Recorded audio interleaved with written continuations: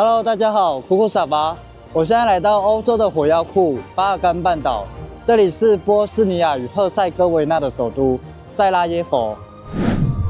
这座城市在历史课本上常被提及，但真正踏上这片土地，我才发现它的故事远比我想象的更加丰富，更加令人感慨。这座看似平凡的小桥，却在1914年成为世界历史的转折点。这里是拉丁桥，一战的导火索就在这里点燃。19世纪末，奥匈帝国是一个多民族的帝国。为了扩张在巴尔干地区的影响力，帝国在1878年的柏林会议中获得了对波斯尼亚与赫塞哥维那的占领权。但这片土地名义上仍然属于鄂图曼帝国。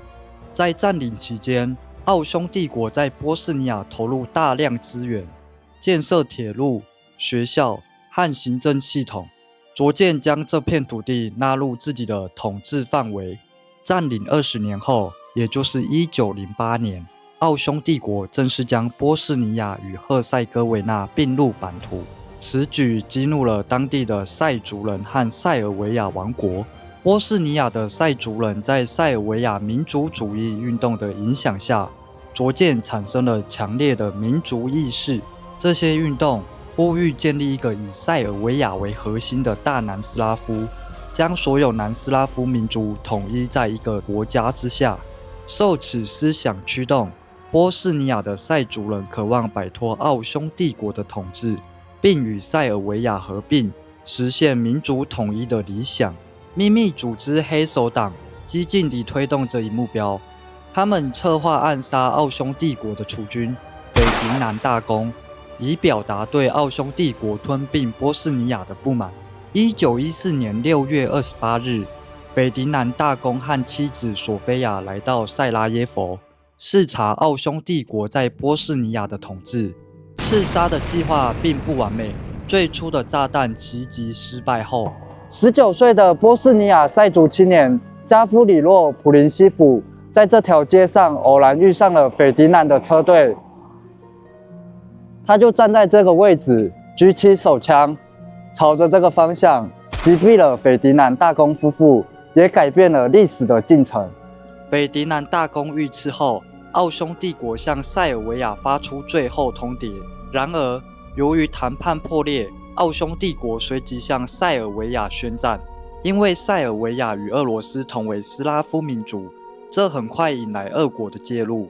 德国和意大利因为三国同盟条约必须参战，支持奥匈帝国，而法国与英国依照三国协约帮助俄国。短短几周，欧洲全面陷入第一次世界大战，一战成为人类史上第一次全球性冲突，共有30多个国家参战，1500万人死亡，超过2000万人受伤，深刻改变了世界的面貌。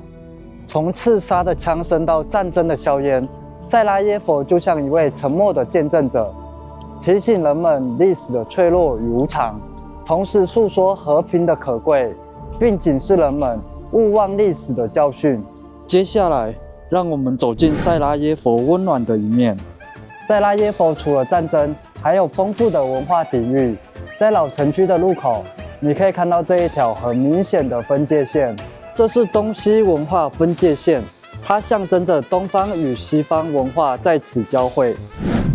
东方是鄂图曼土耳其帝国的遗产，满是鄂图曼土耳其的纪念品小铺，还有波斯尼亚咖啡厅。西方则是奥匈帝国时期的产物，都是现代化的商家陈设。你们有没有觉得这个反差超级大？在分界线旁边有一个鄂图曼时代留下来的市集，刚刚走进来还以为来到土耳其了呢。这里贩售的东西蛮多样性的，有纪念品店、服饰店，还有珠宝店。即使没有要购买东西，也能进来体验一下穿越时空的感觉。老城区还有一条著名的街——铜匠街，这里最早可以追溯到15世纪。鄂图曼帝国时期，这里是重要的商业中心，吸引了来自不同地区的商人和手工艺人。铜匠街因汇聚了大量制作和销售铜器的工匠而得名。今天的铜匠街既保留了历史的韵味，又融入了现代旅游元素。如果想要买手工咖啡壶或铜器纪念品，这里是不错的选择。这里是老城区的地标塞比利喷泉，这里经常可以看到一大群鸽子飞翔或停留在广场上，所以这里又被称为鸽子喷泉。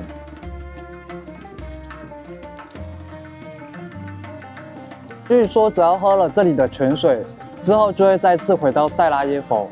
我还希望这是真的，因为我还想再回到这边。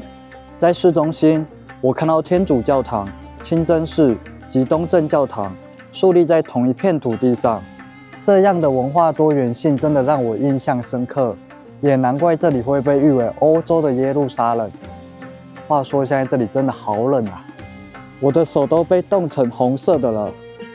逛完一圈老城区，现在也该让肚子体验一下塞拉耶佛的热情了。第一道菜是 Klepe， 这是波斯尼亚版的饺子，深受鄂图曼帝国的影响，类似于土耳其的 Manti， 但它有自己独特的风味。它的内馅通常以牛肉或羊肉为主，有时候会加入洋葱和香料。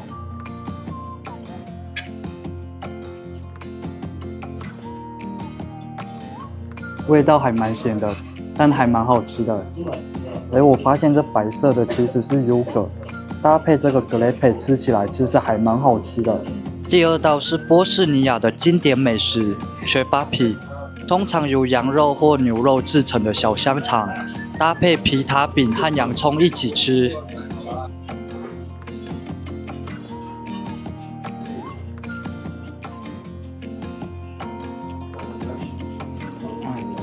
虽然这道美食看起来很简单，但是对于喜欢吃香肠和饼类的我，这个根本是绝配。吃完美食就想睡觉。听说波斯尼亚的咖啡很特别，我就来了一间咖啡厅。你们知道吗？土耳其咖啡和波斯尼亚咖啡虽然看起来一样，都是用土耳其咖啡壶制作，但是喝法上却有着很大的不同。传统的土耳其咖啡是不加糖的，如果要加糖，糖是直接在煮咖啡时加入。这种传统做法会将细磨的咖啡粉、水和糖一起煮，让糖在煮的过程中完全融化，与咖啡融合得更加均匀。入口时甜度就已经调好了。而波斯尼亚咖啡则更注重个人的品味，咖啡通常会搭配方糖一起端上来。喝法是先把方糖沾一下咖啡，吸收一点咖啡的味道，然后咬一口小方糖，含在嘴里，小口啜饮咖啡，让甜味与咖啡在口中自然混合。这种方式，每一口的甜度都可以自由掌控，让品尝咖啡成为一种有趣的体验。大家如果有来波斯尼亚，可以来喝一杯波斯尼亚咖啡，感受一下它独特的风味。然而，这座城市的创伤并不仅仅只有一战。20世纪末，它再次成为战火的中心。这一次，灾难来自于它的内部。内战的到来不仅撕裂了这个国家，还重塑了每个人的生活。下一集，我们将进一步揭开这段黑暗的历史，看看萨拉耶佛如何走过这条荆棘之路。